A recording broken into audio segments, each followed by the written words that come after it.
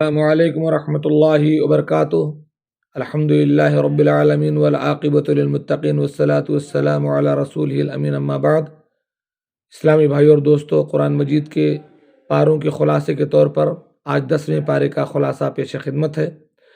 10ویں پارے کا آغاز سورہ انفال سے ہوتا ہے۔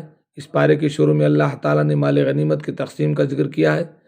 اس مال غنیمت میں اللہ اور اس کے رسول کا ثوابدیدی اختیار 5ویں حصے کا ہے، یعنی رسول اللہ صلی اللہ علیہ وسلم کو یہ اختیار تھا کہ آپ مال غنیمت کے 5ویں حصے کو اپنی مرضی کے ساتھ تقسیم کر سکتے ہیں۔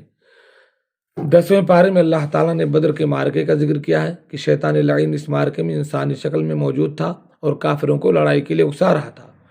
سراقہ بن مالک کے روپ میں موجود شیطان کافروں کو یقین دلا رہا تھا کہ مسلمان کافروں پر غلبہ نہیں پا سکتے۔ جب اللہ تعالیٰ نے جبریل کی قیادت میں فرشتوں کی جماعتوں کو اتارا تو شیطان میدان بدر سے فرار ہونے لگا۔ کافروں نے اس سے پوچھا کہ سراقہ، تم ہمیں فتح کے نوید سنا رہے تھے، اب کہاں بھاگے جا رہے ہو؟ اس پر شیطان نے جواب دیا کہ میں وہ دیکھتا ہوں جو تم نہیں دیکھتے، مجھے اللہ کا خوف دامن گیر ہے اور اللہ کی پکڑ بڑی شدید ہے۔ اس صورت میں اللہ تعالیٰ نے یہودیوں کی متواتر بدعہدیوں اور خیانت کے بعد اس آیت کا نزول فرمایا کہ اگر آپ کو کسی قوم کی جانب سے خیانت کا ڈر ہو تو اس کا معاہدہ لوٹا کر حساب برابر کر دیجیے، بے شک اللہ تعالیٰ خیانت کرنے والوں کو پسند نہیں کرتا۔ اس صورت میں اللہ تعالیٰ نے مسلمانوں کو اس بات کی تلقین کی ہے کہ کافروں سے مقابلے کے لیے ہر ممکن طاقت اور فوجی گھوڑوں کو تیار رکھیں۔ اس تیاری کی وجہ سے اللہ کے دشمن اور مسلمانوں کے دشمن مرعوب ہوں گے، اور وہ دشمن بھی جن کو مسلمان نہیں جانتے، اللہ کے راستے میں مسلمان جو خرچ کریں گے ان کو اس کا پورا اجر ملے گا۔ اللہ نے یہ بھی بتلایا کہ مسلمان افرادی اعتبار سے کمزور بھی ہوں تو کفار پر غالب رہتے ہیں۔ ایک دور میں ایک مسلمان 10 پر غالب آتا تھا، گزرتے دور میں مسلمان کی طاقت کم ہو گئی، لیکن پھر بھی ایک مسلمان ہمیشہ 2 کافروں پر بھاری رہے گا۔ اس کے بعد سورہ توبہ ہے۔ اس میں اللہ تبارک و تعالیٰ، سورہ توبہ قرآن مجید کی واحد سورت ہے جس سے پہلے بسم اللہ نہیں ہے۔ اس کی 2 وجوہ بیان کی گئی، یا تو اللہ تعالیٰ نے اس کو غضب میں نازل کیا، یا پھر سورہ انفال کا یہ حصہ ہے۔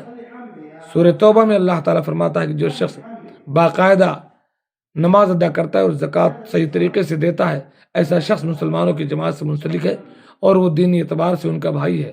اللہ تعالیٰ نے یہ بھی ارشاد فرمایا کہ بعض کافر اس بات پر اتراتے ہیں کہ ہم حرم کی صفائی کرتے ہیں، حاجیوں کو ستو پلاتے ہیں۔ اللہ تعالیٰ نے فرمایا حرم اور حاجیوں کی خدمت سے کہیں بہتر اللہ تعالیٰ کی ذات پر ایمان لانا اور اس کی خوشنودی کے لیے جد و جہد کرنا ہے۔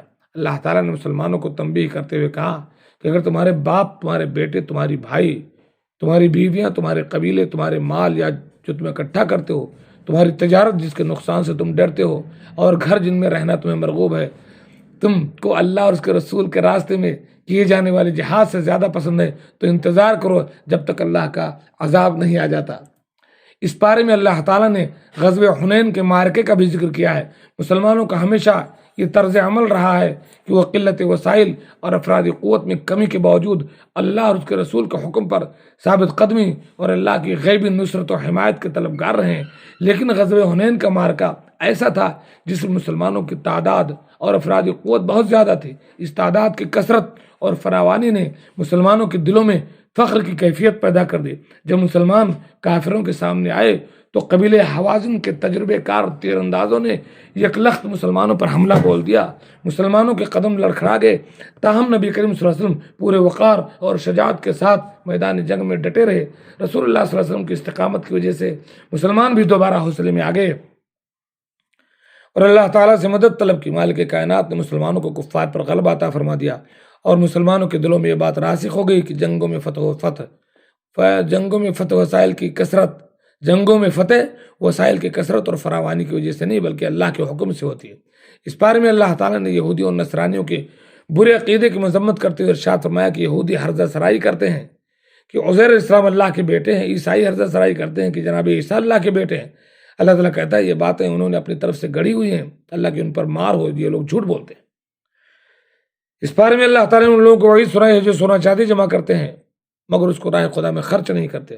قیامت کے دن سونے اور چاندی کو آگ میں پگھلانے کے بعد ان کی پیشانیوں کو، پہلوؤں کو اور پشتوں کو داغا جائے گا اور کہا جائے گا کہ اس چیز کے سبب سے جو تم اکٹھا کرتے ہو، بس اکٹھا کرنے کا مزہ چکھ لو۔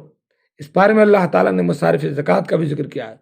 زکوٰۃ کے 8 مصارف ہیں، اس پر فقیروں کا حق ہے، مساکین کا حق ہے، زکوٰۃ اکٹھی کرنے والوں کا حق ہے، اسلام کے بارے میں نرم گوشہ رکھنے والوں کا حق ہے، قیدی کا حق ہے، تاوان کے تلے دبے ہوئے لوگوں کا حق ہے، مسافر کا حق ہے، اللہ کے راستے میں اس کو خرچ کرنا چاہیے۔ اللہ تعالیٰ نے کہا منافق مرد اور عورت ایک دوسرے میں سے، اور یہ بھی بتلایا کہ مومن مرد اور عورتیں ایک دوسرے کے مددگار ہیں، یعنی غلط عقائد اور اعمال والے لوگ ایک دوسرے کے ساتھی اور صحیح عقائد اور اعمال والے لوگ ایک دوسرے کے ساتھی ہوتے ہیں۔